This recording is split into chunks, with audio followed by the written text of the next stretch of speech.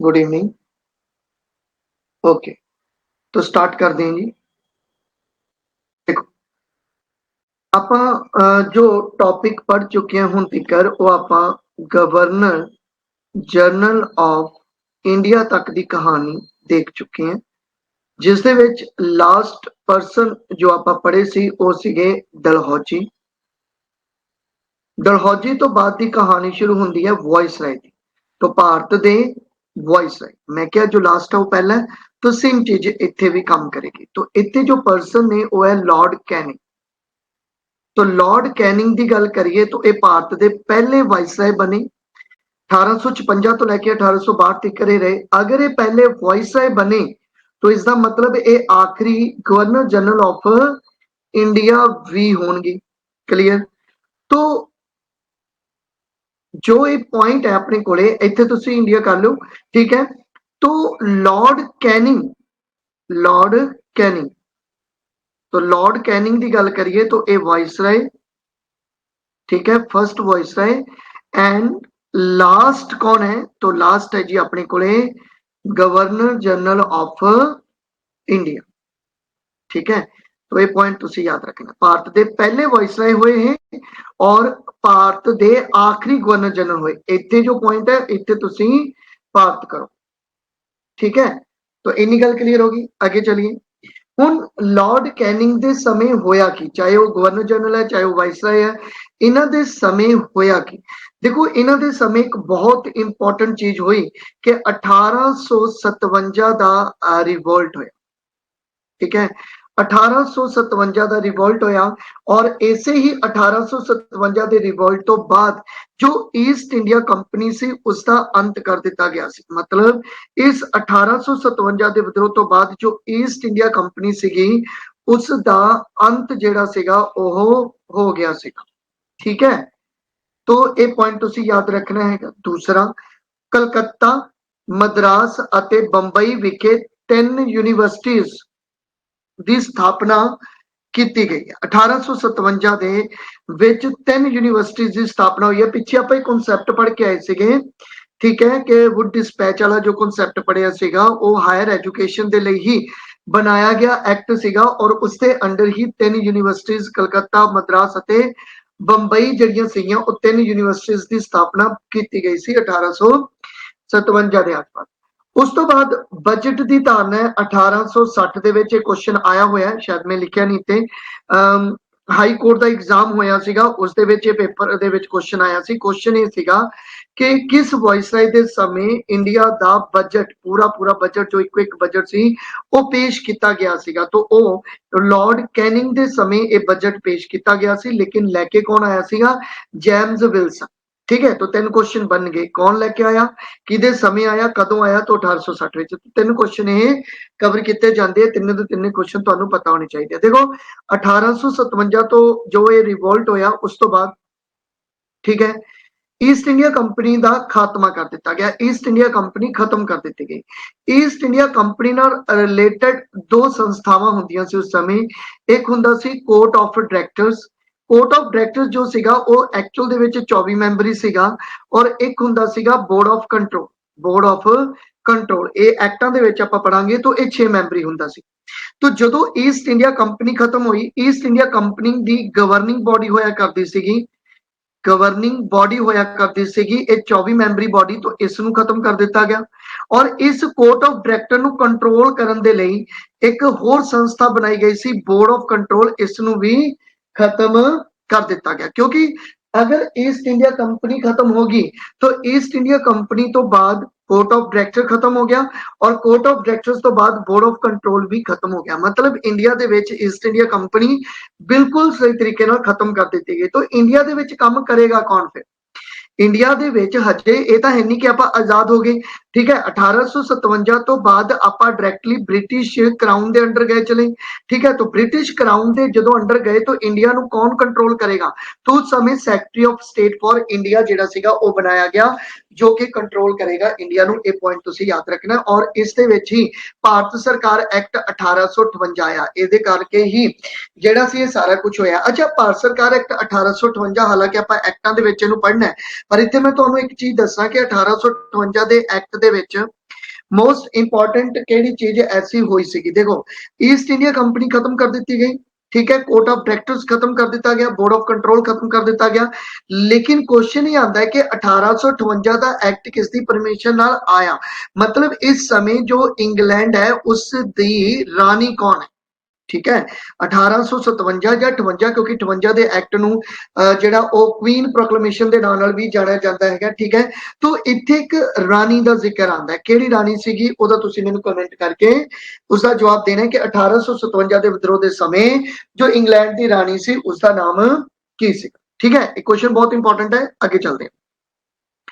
उस तो बाद आ गया जी लॉर्ड इल्गिन, ठीक है 1862 तो 63 तिकर ही रहा, कुछ ज्यादा लंबे समय तिकरे नहीं रहा, लेकिन काफी इंपॉर्टेंट गल जिहड़ी है हुंदी है, इस करके काफी इंपॉर्टेंट क्वेश्चन बन जाता है की है कि लॉर्ड इल्गिन के समय एक एक्ट आया सी 1861 का एक्ट, और इस एक्ट के द्वारा हाई कोर्ट की स्थापना की गई सी, इस कोर्ट के द्वारा हाई कोर्ट की स्थापना की गई सी और 3 हाई कोर्ट बनी है, ठीक है, चौथी इलाहाबाद की आई थिंक बनी है, लेकिन इतने 3 हाई कोर्ट की आप जिक्र करना है, कलकत्ता बॉम्बे मद्रास और 1862 ਦੇ ਵਿੱਚ ਜਿਹੜੀ ਹੈ ਸਥਾਪਨਾ ਹੁੰਦੀ ਹੈ, लेकिन जो चौथी हाई कोर्ट बनी ਸੀਗੀ, ठीक है इलाहाबाद ਦੀ 1866 ਦੇ ਵਿੱਚ ਜਿਹੜੀ ਸੀਗੀ ਉਹ ਹਾਈ ਕੋਰਟ ਬਣੀ ਹੈ। ਤੁਹਾਨੂੰ ਆਪਾਂ ਪਹਿਲਾਂ ਪੜ੍ਹ ਕੇ ਆਏ ਹਾਂ ਕਿ ਸੁਪਰੀਮ ਕੋਰਟ ਦੀ ਸਥਾਪਨਾ ਕਦੋਂ ਹੋਈ ਹੈ, तो सुप्रीम कोर्ट की जो स्थापना हुई सी वो रेगुलेटिंग एक्ट द्वारा हुई सी, ठीक है, रेगुलेटिंग एक्ट 1773 द्वारा हुई सी। ਇਹਦੇ ਵਿੱਚ ਮੈਂ ਤੁਹਾਨੂੰ ਸਮਝਾਇਆ ਸੀਗਾ ਕਿ ਰੈਗੂਲੇਟਿੰਗ ਐਕਟ ਕਿਹਦੇ ਸਮੇਂ ਆਇਆ ਸੀਗਾ, ਗਵਰਨਰ ਜਨਰਲ ਆਫ ਬੰਗਾਲ ਜੋ ਬਣ ਕੇ ਆਇਆ ਸੀ ਵੌਨ ਹੈਸਟਿੰਗ, ਉਸ ਦੇ ਸਮੇਂ ਇਹ ਆਇਆ, ਠੀਕ ਹੈ। तो ਸੁਪਰੀਮ ਕੋਰਟ ਬਣੀ, ਲੇਕਿਨ ਹੁਣ ਹਾਈ ਕੋਰਟ ਬਣਾਏਗੀ ਕਲਕੱਤਾ ਬੰਬੇ ਐਂਡ ਮद्रास 1862 ਦੇ ਵਿੱਚ ਇਹ ਬਣੀਆਂ, ਯਾਦ ਰੱਖਣਾ। ਉਸ ਤੋਂ ਬਾਅਦ ਇਸ ਦੇ ਸਮੇਂ ਹੀ ਲਾਰਡ ਇਲਗਨ ਦੇ ਸਮੇਂ ਇੱਕ ਵਹਾਬੀ ਮੂਵਮੈਂਟ ਹੋਇਆ, ਮੁਸਲਿਮ ਕਮਿਊਨਿਟੀ ਦਾ ਇੱਕ ਮੂਵਮੈਂਟ ਹੋਇਆ ਸੀ, ਲੇਕਿਨ ਇਸ ਨੂੰ ਖਤਮ ਕਰ ਦਿੱਤਾ ਗਿਆ ਸੀਗਾ ਲਾਰਡ ਇਲਗਨ ਦੇ ਦੁਆਰਾ। तो क्वेश्चन ये आ सकता है कि वहाबी अंदोलन ਜਿਹੜਾ ਸੀਗਾ ਉਸ ਦੇ ਸਮੇਂ ਵਾਇਸਰਾय ਕੌਣ ਸੀਗਾ, तो ਉਹ ਲਾਰਡ ਇਲਗਨ ਸੀਗਾ। ਬਿਲਕੁਲ ਵੈਰੀ ਗੁੱਡ, ਬਹੁਤ ਅੱਛਾ। ਵਿਕਟੋਰੀਆ, ठीक है, इस करके मतलब विक्टोरिया ने एक अनाउंसमेंट भी की सी कि ਅਸੀਂ ਤੁਹਾਡੇ ਲਈ ਇੱਕ ਗੁੱਡ ਗਵਰਨਮੈਂਟ ਲੈ ਕੇ ਆਵਾਂਗੇ ਜੋ ਇੱਕ ਚੰਗੀ ਸਰਕਾਰ ਦੇ ਰੂਪ ਵਿੱਚ ਕੰਮ ਕਰੇਗੀ, ठीक है। ਉਹ ਜਦੋਂ ਆਪਾਂ ਐਕਟ ਪੜ੍ਹਨੇ ਨੇ ਉਹਦੇ ਵਿੱਚ ਤੁਹਾਨੂੰ ਹਰ ਚੀਜ਼ ਕਲੀਅਰ ਹੋ ਜਾਏਗੀ, ਟੈਨਸ਼ਨ ਲੈਣ ਵਾਲੀ ਗੱਲ ਨਹੀਂ ਹੈਗੀ ਕਿ ਇੱਥੇ ਕੋਈ ਚੀਜ਼ ਮਿਸਿੰਗ ਕਰਦਾ ਪਿਆ ਤਾਂ ਉਹਦਾ ਰੀਜ਼ਨ ਇਹ ਹੈ ਕਿ ਉਹ ਐਕਟ ਦੇ ਵਿੱਚ ਕਲੀਅਰ ਕਰਨੀ ਆਪਾਂ ਇੱਥੇ, क्योंकि इतने आप सिर्फ उस पर्सन को देखना और उस पर्सन के समय की कुछ होया उस बारे डिस्कस करना। हालांकि लॉर्ड कैनिंग ने मिंटो पार्क दे विच लैटर जो विक्टोरिया ने एक लैटर इशू किया सी उस लैटर नूं भी पढ़िया सीगा, लेकिन वो इत्थे आपां कवर नहीं करांगे, वो आपां अगे कवर करांगे। उस तो बाद है लॉर्ड जॉन लॉरेंस, ठीक है, इंपॉर्टेंट पर्सन है, 1864 तो लैके 69 तक रहा। तो इसके समय भूटान युद्ध होया 1865 का और भारतीय जंगलात विभाग की स्थापना होंदी है, फॉरेस्ट डिपार्टमेंट की स्थापना भी 1865 ਦੇ ਵਿੱਚ ਕੀਤੀ ਜਾਂਦੀ ਹੈ। तो आई थिंक ਇਹ स्लाइड ਤੁਹਾਨੂੰ पूरी कंप्लीट हो गई होगी। नेक्स्ट चलते हैं ਆਪਾਂ।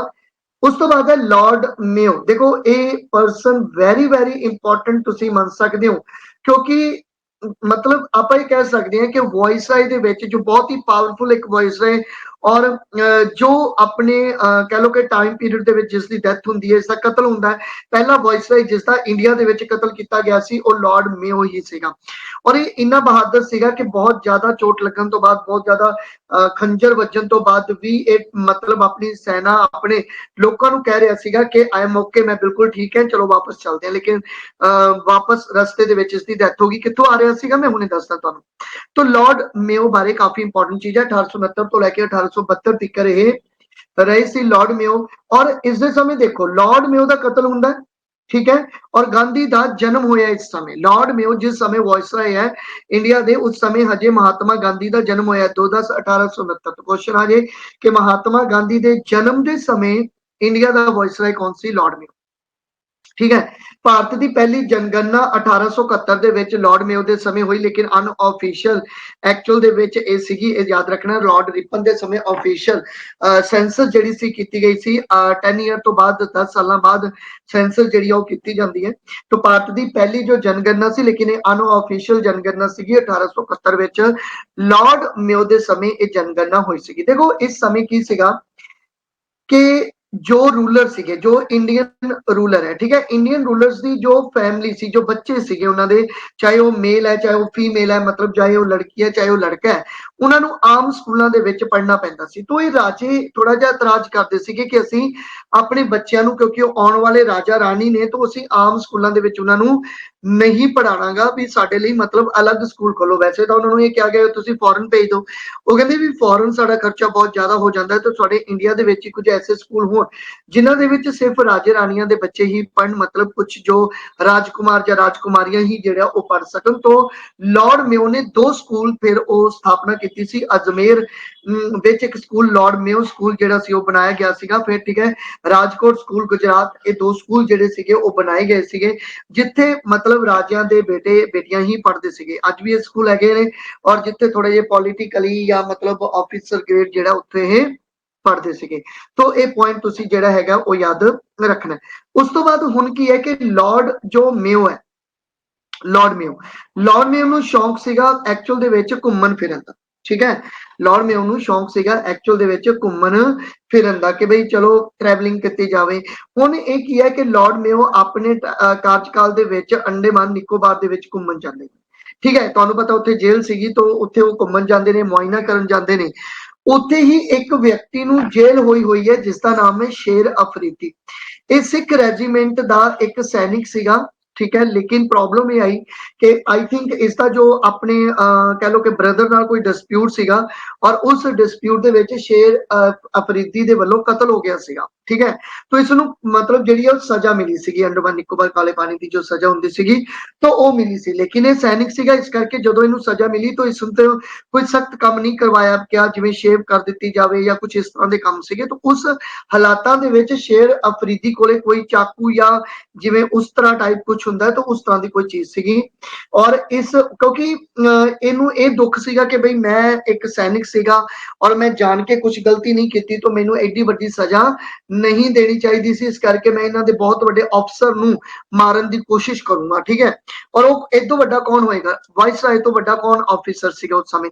तो शेर अफरीदी ਨੂੰ ਲੱਗਿਆ ਕਿ ਬਈ ਇਹਨਾਂ ਦੇ ਵਾਇਸਰਾਏ ਨੂੰ ਮਾਰਾਂਗਾ, ਔਰ ਉਹ ਉਸ ਸਮੇਂ ਆ ਵੀ ਗਿਆ। ਕਹਿੰਦੇ ਨੇ ਕਿ ਜਿਹੜਾ ਜਿਵੇਂ ਜ਼ਿਆਦਾ ਰਾਤ ਹੁੰਦੀ ਹੈ, ਸ਼ਾਇਦ ਕਿਹੜੀ ਮੱਸਿਆ ਕੇ ਕੀ ਹੁੰਦੀ ਹੈ, ਮੱਸਿਆ ਨਾ, तो ਉਹ ਸ਼ਾਇਦ ਟਾਈਮ ਸੀਗਾ। तो ਇਹ ਟਰੈਵਲਿੰਗ ਕਰਦਾ ਹੈਗਾ ਲॉर्ड मेयो, ਮੁਆਇਨਾ ਕਰਦਾ ਹੈ, ਔਰ ਇਹ ਸ਼ੇਰ ਅਫਰੀਦੀ ਜਿਹੜਾ ਹੈਗਾ लॉर्ड मेयो ਨੂੰ ਕਾਫੀ ਪਿੱਛੋਂ ਕਹਿੰਦੇ ਨੇ ਕਿ ਚਾਕੂ ਮਾਰਦਾ ਹੈਗਾ, ਕਾਫੀ ਜ਼ਖਮੀ ਕਰ ਦਿੰਦਾ लॉर्ड मेयो ਨੂੰ। ਔਰ लॉर्ड मेयो ਉੱਠ ਕੇ ਖੜਾ ਹੁੰਦਾ ਹੈ ਔਰ ਟਰੈਵਲਿੰਗ ਕਰਦਾ ਹੈਗਾ ਵੀ ਮੈਨੂੰ ਕੁਝ ਨਹੀਂ ਹੋਇਆ, ਚਲੋ ਵਾਪਸ ਚੱਲਦੇ ਹਾਂ। ਲੇਕਿਨ ਸਫ਼ਰ ਜ਼ਿਆਦਾ ਸੀਗਾ। ਠੀਕ ਹੈ, ਕਿਸ਼ਤੀ ਦਾ ਸਫ਼ਰ ਜ਼ਿਆਦਾ ਹੋਣ ਕਰਕੇ लॉर्ड मेयो ਦੀ ਜਿਹੜੀ ਆ ਉਹ ਡੈਥ ਜਿਹੜੀ ਆ ਉਹ ਹੋ ਜਾਂਦੀ ਹੈ। तो ਕਹਿ ਲਓ ਤੁਸੀਂ ਕਿ टाइम पीरियड ਦੇ ਵਿੱਚ ਮਰਨ ਵਾਲਾ ਜੋ ਮਤਲਬ ਵਾਇਸਰਾਏ ਸੀਗਾ ਉਹ ਸੀਗਾ लॉर्ड मेयो। ठीक है, उस तो बाद आ गया जी अपने कोले लॉर्ड लिटन। ठीक है, लॉर्ड लिटन 1876 ਤੋਂ ਲੈ ਕੇ 1880 ਤੱਕ ਰਿਹਾ। ਹੁਣ ਲॉर्ड ਲਿਟਨ ਜਿਹੜਾ ਸੀਗਾ ਐਕਚੁਅਲ ਦੇ ਵਿੱਚ ਇਹ ਰਿਵਰਸ ਕਰੈਕਟਰ ਦਾ ਮਾਲਕ ਹੈ।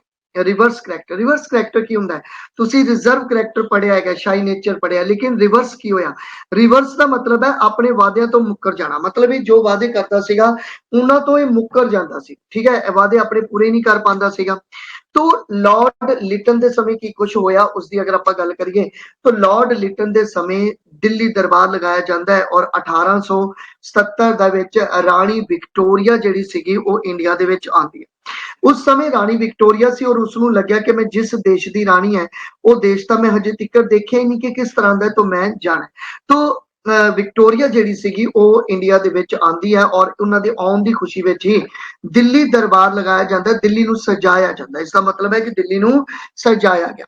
ਠੀਕ ਹੈ, ਮਹਾਰਾਣੀ ਵਿਕਟੋਰੀਆ ਨੇ ਕੇਸਰੇ ਹਿੰਦ ਦੀ ਉਪਾਧੀ ਵੀ ਲਿੱਤੀ, ਕਿਉਂਕਿ ਇਹ ਉਪਾਧੀ ਦਿੱਤੀ ਹੀ ਲॉर्ड कैनिंग ने लॉर्ड लिटन ने ਸੀ, ਔਰ ਭਾਰਤ ਦੀ ਮਹਾਰਾਣੀ ਜਾਂ ਮਹਾਰਾਣੀ ਦਾ ਖਿਤਾਬ ਜਿਹੜਾ ਸੀ ਇਸ ਨੂੰ ਧਾਰਨ ਜਿਹੜਾ ਸੀਗਾ ਉਹ ਕਰਵਾਇਆ ਗਿਆ ਸੀਗਾ। ਆਫਲਾਈਨ ਚ ਅਸੀਂ ਇਸ ਤਰ੍ਹਾਂ ਇਹਨੂੰ ਯਾਦ ਰੱਖ ਲੈਂਦੇ ਹੁੰਦੇ ਆ ਕਿ ਜਦੋਂ ਕੋਈ ਆਪਣੀ ਮਾਸੀ ਆਉਂਦੀ ਹੈ ਤਾਂ ਅਸੀਂ ਬਹੁਤ ਜ਼ਿਆਦਾ ਖੁਸ਼ ਹੁੰਦੇ ਹਾਂ ਮਾਸੀ ਨੂੰ ਦੇਖ ਕੇ। ਤਾਂ ਉਸੇ ਤਰ੍ਹਾਂ ਹੀ लॉर्ड लिटन ਦੀ ਮਾਸੀ ਆਈ ਔਰ ਇਹ ਖੁਸ਼ੀ ਦੇ ਵਿੱਚ ਲਿਟਨ ਲੱਗ ਗਿਆ।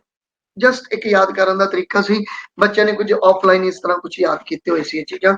तो याद रख सकते हो कि रानी विक्टोरिया इंडिया ਦੇ ਵਿੱਚ ਆਈ ਔਰ ਉਹਨਾਂ ਦੇ ਆਉਣ ਦੀ ਖੁਸ਼ੀ ਵਿੱਚ ਦਿੱਲੀ ਦਰਬਾਰ ਲਗਾਇਆ ਗਿਆ ਸੀਗਾ। ਹੁਣ ਇੱਥੇ ਇੰਪੋਰਟੈਂਟ ਗੱਲ ਹੈ ਕਿ ਲਾਰਡ ਲਿਟਨ ਆਪਾਂ ਦੇਖ ਕੇ ਆਏ ਕਿ ਵਰਨੀਕੂਲਰ ਪ੍ਰੈਸ ਐਕਟ ਤੋਂ ਰੋਕਾਂ ਕਿਸਨੇ ਹਟਾਈਆਂ ਸੀਗੀਆਂ ਤਾਂ ਮੈਟਕੈਫ ਨੇ ਰੋਕਾਂ ਹਟਾਤੀਆਂ ਸੀਗੀਆਂ ਲੇਕਿਨ ਇਸ ਨੂੰ ਦੁਬਾਰਾ ਰੋਕਾਂ ਲਗਾਤੀਆਂ ਲਾਰਡ ਲਿਟਨ ਨੇ ਤਾਂ ਵਰਨੀਕੂਲਰ ਪ੍ਰੈਸ ਐਕਟ ਤੇ ਜੋ ਸੀਗੀਆਂ ਉਹ ਦੁਬਾਰਾ ਜਿਹੜੀਆਂ ਸੀਗੀਆਂ ਉਹ ਰੋਕਾਂ ਲਗਾ ਦਿੱਤੀਆਂ ਗਈਆਂ ਸੀ 1878 ਦੇ ਵਿੱਚ ਇਹ ਪੁਆਇੰਟ ਤੁਸੀਂ ਯਾਦ ਰੱਖਣਾ ਔਰ ਅਸਲਾ ਐਕਟ ਮਤਲਬ ਆਮ ਐਕਟ ਵੀ ਲੈ ਕੇ ਆਂਦਾ ਸੀ ਇਸਨੇ ਆਮ ਐਕਟ ਵੀ ਜਿਹੜਾ ਸੀਗਾ ਉਹ ਲੈ ਕੇ ਆਂਦਾ 1878 ਦਾ ਔਰ ਦੂਜੀ ਅਫਗਾਨ ਜੰਗ 1878 80 ਦੇ ਵਿੱਚ ਜਿਹੜੀ ਹੈ ਇਹਦੇ ਸਮੇਂ ਹੀ ਹੁੰਦੀ ਹੈ ਸਿਵਲ ਸਰਵਿਸ ਦੀ ਉਮਰ ਘਟਾ ਦਿੱਤੀ ਗਈ ਇਸ ਸਮੇਂ ਇੰਡੀਅਨ ਸਿਵਲ ਸਰਵਿਸ ਦੀ ਪ੍ਰੀਖਿਆ ਕਾਫੀ ਲੋਕ ਪਾਸ ਕਰਨ ਲੱਗੇ ਕਾਫੀ ਬੱਚੇ ਪਾਸ ਕਰਨ ਲੱਗੇ तो इस करके इन्होंने लग्या कि भाई उम्र थोड़ी घटा दी जाए कि 19 साल का इंडियन बच्चा सिविल सर्विस की प्रीख्या देना थोड़ा जिहा औखा हो जाएगा उसलिए तो यही कारण रहा कि 21 साल तो जी उम्र है वो 19 साल कर दी गई इंपॉर्टेंट क्वेश्चन है याद रख लो कि सिविल सर्विस की जो उम्र है वो घटाई गई सी किस दे समय घटाई गई सी लॉर्ड लिटन के समय जी सी उम्र घटा दी गई सी तो ये भी पॉइंट आप याद रखना है उस तो बाद आई थिंक ये स्लाइड तुहानू समझ आ गई होएगी तो इस स्लाइड तो बाद आप अगे चलते हैं अगली स्लाइड आप देखते हैं कि उस तो बाद कौन आया तो उस तो बाद है लॉर्ड रिपन ये भी इंपॉर्टेंट है क्योंकि बहुत ज्यादा इंपॉर्टेंट है ठीक है क्यों इंपॉर्टेंट है क्योंकि इसके समय काफी कुछ इंपॉर्टेंट होया 80 तो 84 तक रहा और इसके समय पहला तो 1881 ਦੇ ਵਿੱਚ फैक्ट्री एक्ट आंदा जी पहला फैक्ट्री एक्ट ਜਿਹੜਾ ਸੀਗਾ ਉਹ ਲਾਰਡ ਰਿਪਨ ਦੇ ਸਮੇਂ ਆਇਆ ਔਰ ਇਸ ਫੈਕਟਰੀ ਐਕਟ ਦੇ ਵਿੱਚ ਜੋ ਚਾਈਲਡ ਲੇਬਰ ਸੀ ਬਾਲ ਮਜ਼ਦੂਰੀ ਸੀ ਉਸ ਤੇ ਰੋਕ ਲਗਾਈ ਗਈ ਦੋ ਫੈਕਟਰੀ ਐਕਟ ਤੁਸੀਂ ਯਾਦ ਰੱਖ ਸਕਦੇ ਹੋ ਪਹਿਲਾ ਅਤੇ ਦੂਜਾ ਪਹਿਲਾ 1881 ਵਿੱਚ ਆਇਆ ਔਰ ਫਿਰ 10 ਸਾਲਾਂ ਬਾਅਦ 1891 ਦੇ ਵਿੱਚ ਆਇਆ तो दोनों इंपॉर्टेंट ने दोनों याद रख सकते तो बाल मजदूरी ते रोक लगाई गई ठीक है 1881 मतलब कि अगर आप कह दी कि उस समय बरूद की फैक्ट्री या मतलब इस तरह दी जो फैक्ट्रियां सीगियां उन्हां विच जो बच्चे सीगे उन्हां नूं काम कराउण तो रोकिया गया ठीक है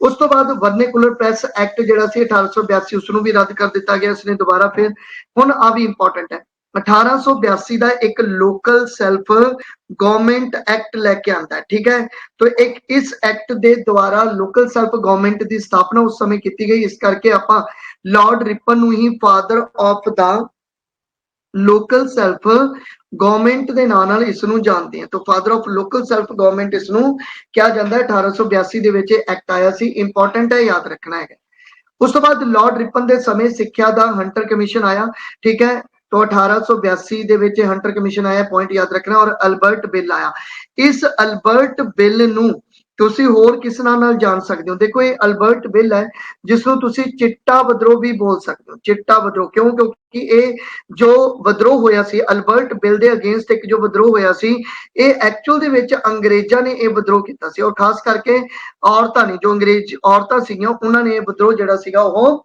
ਕੀਤਾ ਸੀ ਇਹ ਅਲਬਰਟ ਬਿੱਲ ਹੈ ਕੀ ਸੀਗਾ ਐਕਚੁਅਲ ਦੇ ਵਿੱਚ ਇਹ ਬਿੱਲ ਇਸ ਤਰ੍ਹਾਂ ਦਾ ਸੀਗਾ ਕਿ ਜੋ ਆਪਣੇ ਇੰਡੀਅਨ ਜੱਜ ਨੇ ਨਾ ਉਹ ਜੋ ਅੰਗਰੇਜ਼ ਹੈ ਉਹਨਾਂ ਦੇ ਕੇਸ ਉਹ ਨਹੀਂ ਸੁਣ ਸਕਦੇ ਪਹਿਲਾਂ ਇਹ ਕਹਾਣੀ ਸੀ ਕਿ ਜੋ ਇੰਡੀਅਨ ਜੱਜ ਹੈ ਉਹ ਅੰਗਰੇਜ਼ਾਂ ਦੇ ਕੇਸ ਜਿਹੜੇ ਆ ਉਹਨਾਂ ਦੀ ਸੁਣਵਾਈ ਨਹੀਂ ਕਰ ਸਕਦੇ ਠੀਕ ਹੈ ਲੇਕਿਨ ਲਾਰਡ ਰਿਪਨ ਨੇ ਇੱਕ ਬਿੱਲ ਪਾਸ ਕੀਤਾ ਜਿਹਦੇ ਵਿੱਚ ਜਿਹੜੇ ਇੰਡੀਅਨ ਜੱਜ ਹੈ ਉਹ ਅੰਗਰੇਜ਼ਾਂ ਦੇ ਕੇਸਾਂ ਦੀ ਸੁਣਵਾਈ ਕਰ ਸਕਦੇ ਆ लेकिन जो औरतां सीगियां उन्होंने इसका काफी विरोध उठाया क्योंकि उन्होंने लग्या कि इंडियन लोग अपनियां औरतां नूं तां मतलब आजादी दे नहीं पाते उन्होंने तां राइट दे नहीं पाते तो ये साडे लई फैसला की करनगे या मतलब अंग्रेजां लई ये फैसला की करनगे और अंग्रेजां तो सुपीरियर तो कोई भी नहीं चाहे वो जज ही क्यों ना बन गया होवे वो अंग्रेजां तो सुपीरियर नहीं है तो साडे लई फैसला कौन करेगा तो इस बिल नूं लैके तां आंदा लेकिन एक महीने दे विच विच ये बिल वापस लेना पिया क्योंकि बहुत ज्यादा विद्रोह जिहड़ा सीगा वो शुरू हो गया सीगा तो ये पॉइंट भी इंपॉर्टेंट है इस पॉइंट नूं भी तुसीं याद रख सकते हो उस तो बाद अपने को आंदा जी लॉर्ड डफरिन 1884 तो लैके 1888 तक का टाइम पीरियड है और इसके समय की होया देखो लॉर्ड डफरिन डफर दा मतलब हुंदा है मूर्ख तो इसके समय इंडियन नेशनल कांग्रेस की स्थापना होंदी है ठीक है इंडियन नेशनल कांग्रेस की स्थापना होंदी है जल्दी जल्दी तुसीं मैनूं दसो कि इंडियन नेशनल कांग्रेस के पहले प्रेसिडेंट कौन सीगे तो इंडियन नेशनल कांग्रेस की स्थापना होंदी है और तुसीं इसनूं इस तरह याद रख सकते हो कि यह डफर ही निकलिया क्योंकि इसने इंडियन नेशनल कांग्रेस की स्थापना करन दित्ती क्योंकि इंडियन नेशनल कांग्रेस के जतनां सदका ही देश की आजादी कुछ समा पहला हो गया हो सकता है कि इंडियन नेशनल कांग्रेस ना हुंदी तो वो इन्ना ज्यादा दबाव ना पाती तो कुछ टाइम होर आपां नूं लग जांदा देश की आजादी लैण दे लई जस्ट एक प्रिडिक्शन है कोई ये फिक्स डाटा नहीं है जस्ट याद करने का एक तरीका दस रहा मैं तो इंडियन नेशनल कांग्रेस की स्थापना 1885 ਵਿੱਚ ਹੋਈ ਔਰ ਇਸ ਸਮੇਂ ਵਾਇਸਰਾय ਕੌਣ ਸੀਗਾ ਤਾਂ ਉਹ ਸੀ ਲਾਰਡ ਡਫਰਿਨ 1884 ਤੋਂ ਲੈ ਕੇ 1888 ਤੱਕ ਇਹ ਰਹੇ ਸੀਗੇ ਠੀਕ ਹੈ ਇੱਕ ਹੀ ਪੁਆਇੰਟ ਯਾਦ ਰੱਖਣਾ ਤੁਸੀਂ ਇਹਨਾਂ ਦਾ ਕਿ ਇੰਡੀਅਨ ਨੈਸ਼ਨਲ ਕਾਂਗਰਸ ਦੀ ਸਥਾਪਨਾ ਜਿਹੜੀ ਹੋਈ ਹੈ ਮੈਂ ਤੁਹਾਨੂੰ ਪੁੱਛਿਆ ਕਿ ਇੰਡੀਅਨ ਨੈਸ਼ਨਲ ਕਾਂਗਰਸ ਦੇ ਪਹਿਲੇ ਪ੍ਰੈਜ਼ੀਡੈਂਟ ਜਿਹੜੇ ਸੀਗੇ ਉਹ ਕੌਣ ਸੀ ਉਹ ਤੁਸੀਂ ਮੈਨੂੰ ਕਮੈਂਟ ਕਰਕੇ ਦੱਸੋਗੇ ਅੱਗੇ ਆ ਗਿਆ ਆਪਣੇ ਕੋਲੇ ਲਾਰਡ ਐਲੈਂਸਟਾਊਨ 88 ਤੋਂ ਲੈ ਕੇ 94 ਤੱਕ ਰਿਹਾ ਔਰ ਇਸ ਦੇ ਸਮੇਂ ਮੈਂ ਤੁਹਾਨੂੰ ਦੱਸਿਆ ਸੀ ਕਿ ਦੂਸਰਾ ਫੈਕਟਰੀ ਐਕਟ ਆਂਦਾ ਹੈ ਦੂਸਰਾ ਫੈਕਟਰੀ ਐਕਟ 10 ਸਾਲਾਂ ਬਾਅਦ ਆਇਆ 1891 ਦੇ ਵਿੱਚ ਤੋਂ 1891 ਦੇ ਵਿੱਚ ਆਇਆ ਇਸ ਦੇ ਵਿੱਚ ਲੇਬਰ ਦੇ ਘੰਟੇ ਫਿਕਸ ਕਰਤੇ ਕਿ 8 ਘੰਟੇ ਜਿਹੜਾ ਹੈਗਾ ਉਹ ਕਿਸੇ ਤੋਂ ਲੇਬਰ ਕਰਵਾਣੀ ਹੈ ਔਰ 8 ਘੰਟੇ ਦੀ ਹੀ ਸੈਲਰੀ ਦਿੱਤੀ ਜਾਏਗੀ ਅਗਰ ਮਤਲਬ ਐਕਸਟਰਾ ਕੰਮ ਕਰਵਾਣਾ ਤਾਂ ਉਸਨੂੰ ਐਕਸਟਰਾ ਸੈਲਰੀ ਪ੍ਰੋਵਾਈਡ ਕੀਤੀ ਜਾਏਗੀ ਔਰ ਇੱਕ ਦਿਨ ਦੀ ਛੁੱਟੀ ਹੈ ਜ਼ਰੂਰੀ ਨਹੀਂ ਕਿ ਸੰਡੇ ਦੀ ਛੁੱਟੀ ਹੈ ਕਿਉਂਕਿ ਉਸ ਸਮੇਂ ਫੈਕਟਰੀਜ਼ ਦੇ ਵਿੱਚ ਜਿਹੜਾ ਸੀਗਾ ਉਹ ਕੀ ਕਹਿ ਸਕਦੇ ਹਾਂ ਕਿ ਆਪਾਂ ਸ਼ਿਫਟਿੰਗ ਲੱਗਦੀ ਸੀਗੀ ਤਾਂ ਇਸ ਕਰਕੇ ਸ਼ਿਫਟ ਦੇ ਅਕੋਰਡਿੰਗ ਇੱਕ ਦਿਨ ਦੀ ਜਿਹੜੀ ਆ ਉਹ ਪੂਰੇ ਹਫਤੇ ਦੇ ਵਿੱਚ ਇੱਕ ਦਿਨ ਦੀ ਛੁੱਟੀ ਜਿਹੜੀ ਆ ਉਸ ਦਾ ਐਲਾਨ ਜਿਹੜਾ ਸੀਗਾ ਉਹ ਕੀਤਾ ਗਿਆ ਸੀ ਤਾਂ ਦੂਸਰਾ ਫੈਕਟਰੀ ਐਕਟ 1891 ਲੇਬਰ ਦੇ ਘੰਟੇ ਫਿਕਸ ਕੀਤੇ ਗਏ ਇੱਕ ਦਿਨ ਦੀ ਛੁੱਟੀ ਦੇਣੀ ਮਨਜ਼ੂਰ ਜਿਹੜੀ ਸੀਗੀ ਉਹ ਕੀਤੀ ਗਈ ਇਹ ਪੁਆਇੰਟ ਇੰਪੋਰਟੈਂਟ ਹੈ ਯਾਦ ਰੱਖਿਓ ਉਸ ਤੋਂ ਬਾਅਦ ਭਾਰਤੀ ਕੌਂਸਲ ਐਕਟ 1892 ਆਉਂਦਾ ਠੀਕ ਹੈ तो 1892 ਦਾ ਇੱਕ ਐਕਟ ਹੈ ਐਕਟਾਂ ਦੇ ਵਿੱਚ ਇਹਨੂੰ ਡਿਸਕਸ ਕਰਾਂਗੇ ਔਰ ਉਸ ਤੋਂ ਬਾਅਦ ਹੀ ਦੁਰੰਡ ਕਮਿਸ਼ਨ ਦੀ ਸਥਾਪਨਾ ਹੁੰਦੀ ਹੈ ਦੁਰੰਡ ਲਾਈਨ ਤੁਹਾਨੂੰ ਪਤਾ ਹੀ ਹੈ ਕਿ ਇਹ ਲਾਈਨ ਜਿਹੜੀ ਹੈਗੀ ਆ ਉਹ ਇੰਡੀਆ ਤੇ ਅਫਗਾਨਿਸਤਾਨ ਦੀ ਮੰਨੀ ਜਾਂਦੀ ਸੀ ਅਗਰ ਆਪਾਂ ਪੀਓਕੇ ਨੂੰ ਆਪਣਾ ਹਿੱਸਾ ਮੰਨਦੇ ਆ ਤਾਂ ਇਸ ਦੀ ਜਿਹੜੀ ਬਾਉਂਡਰੀ ਲਾਈਨ ਆ ਉਹ ਇੰਡੀਆ ਅਤੇ ਅਫਗਾਨਿਸਤਾਨ ਦੀ ਬਣ ਜੂਗੀ ਲੇਕਿਨ ਅਗਰ ਇਹ ਕਬਜ਼ੇ ਵਾਲੀ ਗੱਲ ਕਰੀਏ ਤਾਂ ਫਿਰ ਇਹ ਪਾਕਿਸਤਾਨ ਅਤੇ ਮਤਲਬ ਜਿਹੜਾ ਹੈਗਾ ਉਹ ਅਫਗਾਨਿਸਤਾਨ ਦੀ ਜਿਹੜੀ ਆ ਉਹ ਬਾਉਂਡਰੀ ਲਾਈਨ ਹੈ ਤਾਂ ਲੇਕਿਨ ਉਸ ਸਮੇਂ 1893 ਵਿੱਚ ਦੁਰੰਡ ਕਮਿਸ਼ਨ ਦੀ ਸਥਾਪਨਾ ਕੀਤੀ ਗਈ ਜਿਸ ਦੇ ਤਹਿਤ ਦੁਰੰਡ ਲਾਈਨ ਭਾਰਤ ਅਤੇ ਅਫਗਾਨਿਸਤਾਨ ਦੇ ਵਿੱਚ ਜਿਹੜੀ ਸੀਗੀ ਇਹ ਦੁਰੰਡ ਲਾਈਨ ਜਿਹੜੀ ਸੀ ਉਹ ਬਣਾਈ ਗਈ ਸੀ ਬਿਲਕੁਲ ਠੀਕ ਹੈ ਇੰਡੀਅਨ ਨੈਸ਼ਨਲ ਕਾਂਗਰਸ ਦੇ ਜੋ पहले प्रेसिडेंट सीगे वो सीगे अपने कोले WC बैनर्जी और इंडियन नेशनल कांग्रेस की जो स्थापना की गई सी जो फाउंडर इसके मन्ने जाते ने वो कौन फाउंडर मन्ने जाते ने तो ये भी तुसी मेनू कमेंट करो और अज दे सैशन दे विच आपां हिस्टरी दे जो सब्जेक्ट दे विच आपां इथों तिकर करांगे ये पार्ट जिहड़ा हैगा वो 3 मैं कंप्लीट करता कल नू आखिरी अते लास्ट पार्ट जिहड़ा है आपां कल नू करके ये पूरा दा पूरा टॉपिक तुहाडा हैगा फिनिश हो जाएगा